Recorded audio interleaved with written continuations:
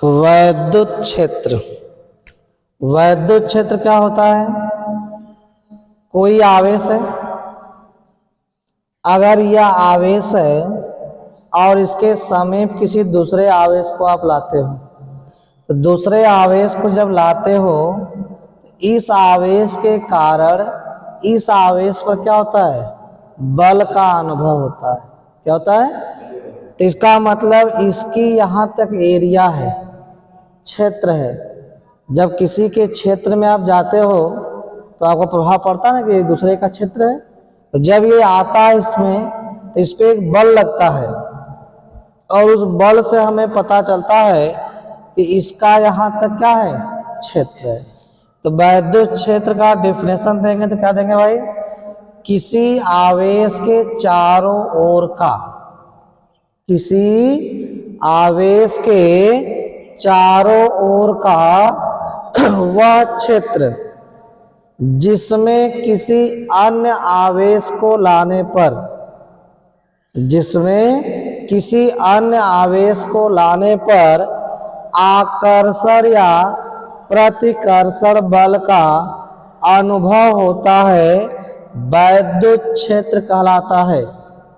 किसी आवेश के चारों ओर का वह क्षेत्र जिसमें किसी अन्य आवेश को लाने पर आकर्षण या प्रतिकर्षण बल का अनुभव होता है, वैद्युत क्षेत्र कहलाता है।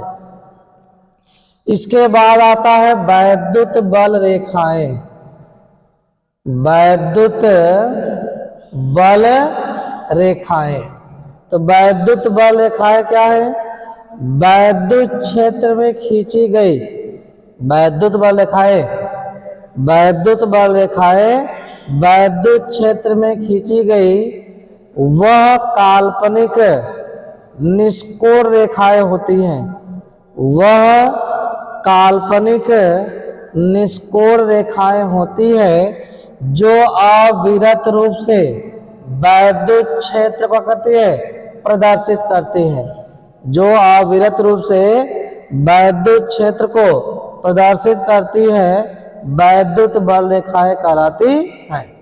वैद्युत बल रेखाएं वैद्युत क्षेत्र में खींची गई वह काल्पनिक निष्कोण रेखाएं होती हैं जो अविरत रूप से, अविरत माने लगातार, जो अविरत रूप से वैद्युत क्षेत्र को प्रदर्शित करती है, वैद्युत बल रेखाएं कहलाती हैं। वैद्युत बल रेखाओं के गुण।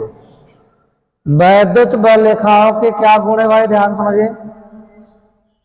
यह जो वैद्युत बल रेखाएं हैं, यह धन आवेश से निकलती हैं और ऋण आवेश पर क्या होती हैं? समाप्त होती है। धन आवेश से निकलती हैं और ऋण आवेश पर क्या होती है? समाप्त होती है। पहली विशेषता है, पहली क्या विशेषता है?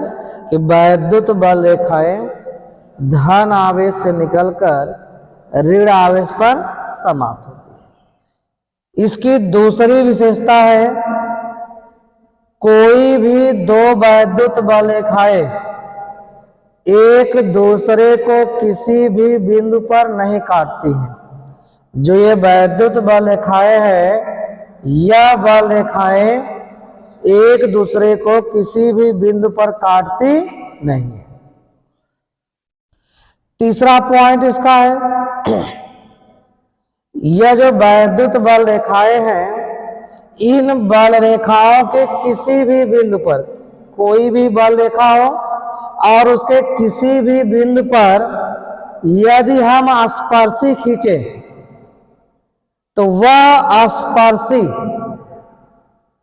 धन आवेश पर लगने वाले बल की दिशा को प्रदर्शित करती है। किसी भी बल रेखा के किसी भी बिंदु पर यदि हम स्पर्शी खींचते हैं, तो स्पर्शी की जो दिशा होगी वो धन आवेश पर लगने वाले बल की दिशा को प्रदर्शित करती है। चौथा पॉइंट है, वैद्युत बल रेखाएं अपने लंबाई के लंबवत दिशा में दूर हटती हैं। देखिए ये इसकी लंबाई होगी और जैसे इस इधर की क्या हटती हैं दूर, यह खींचोगे तो और दूर जाएगी, यह अपने लंबाई के लंबवत क्या करती हैं दूर हटती हैं। जो वैद्युत बल रेखाएं हैं वह लंबाई के क्या होती हैं लंबवत दूर हटती है। ठीक है तो लिख लो कुछ पॉइंट है इसका, लिख लो 5वां पॉइंट। 5वां पॉइंट क्या है, किसी भी आवेश Q से चलने वाली या आवेश Q पर समाप्त होने वाली जो वैद्युत बल रेखाओं की संख्या होती है वह संख्या आवेश के मात्रा के क्या होती है अनुक्रमानुपाती। जो वैद्युत बल रेखाओं की संख्या है आवेश की मात्रा मतलब कितना आवेश ज्यादा है या कम उस पर क्या करती है निर्भर करती है, उसकी क्या होती है अनुक्रमानुपाती। और जो वैद्युत बल रेखाएं हैं किसी आवेशित चालक के तल के क्या होती हैं लंबवत, किसी भी आवेशित चालक के तल के क्या होती हैं लंबवत। लिख लो पॉइंट टाइम जमा।